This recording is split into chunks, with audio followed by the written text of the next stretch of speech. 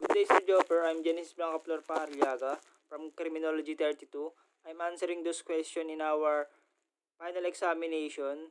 Number one question, describe the doctrine and phases of crisis management.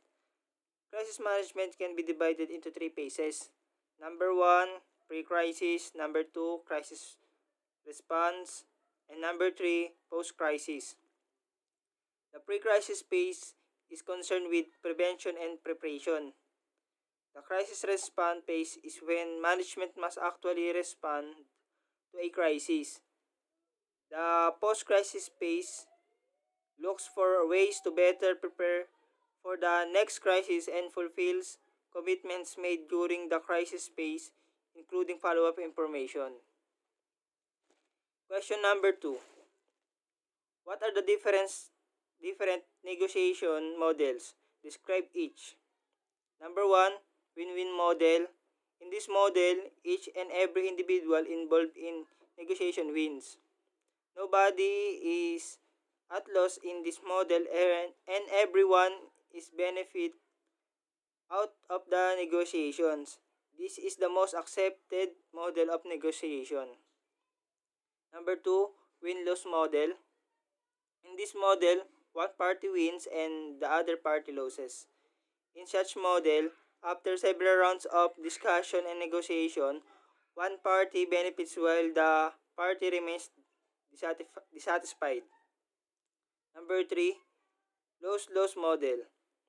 As the name suggests, in this model, the outcome of negotiation is zero. No party is benefit out of this model.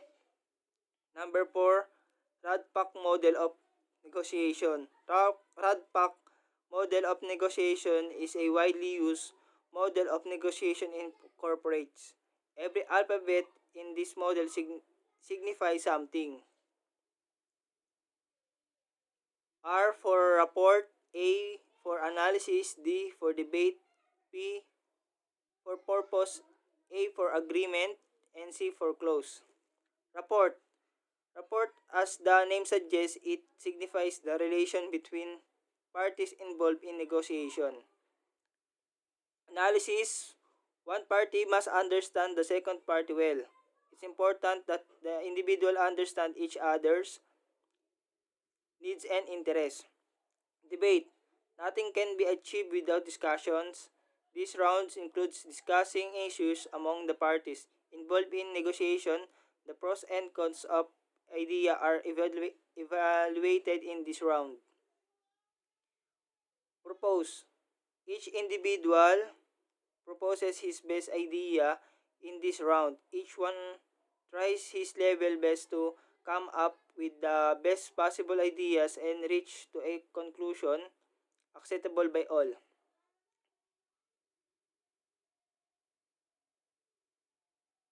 Next, in close, the negotiation is complete and individual return back satisfied.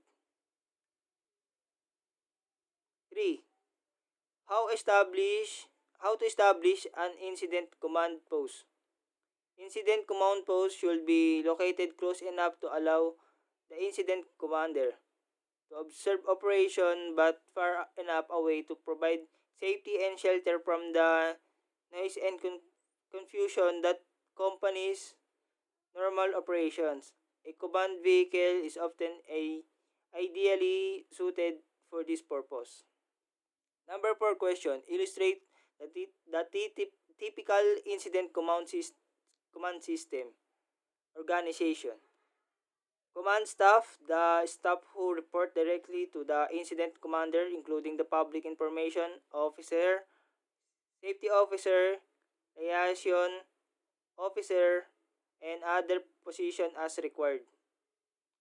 Section, the organizational level having responsibility for a major functional area of incident management, operations, planning, logistics, finance, administration, and intelligence investigations. Branch, the organizational level having functional and geographical responsibility for a major aspects of incidents operation.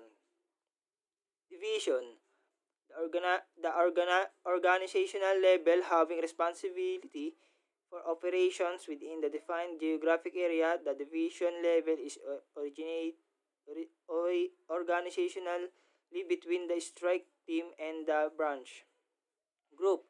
An organizational submission established to divide the incident management structured into functional areas of operation. Unit, the organizational element with functional responsibility for a specific incident planning, logistic, or finance administration activity. Task force, and any combination of resources assembled to support a specific mission or operational need. A task force will contain resources of different kinds of types. All resources elements with a task force must be common communication and designated leader. Strike team resources team, a set number of resources of the same kind of type that have an established minimum number to personnel, common communication, and designated leader. Single resources, an individual, a piece of equipment, and its personnel complement or crew team of individuals with an identified work supervisor that can be used on a incident. Number 5 question. Describe the concept of the chain of command in ICS. Chain of command refers to the orderly line of authority within the ranks of the incident management organization. Incident manage Incident manager at all levels must be able to direct the actions of all personnel under their supervisions.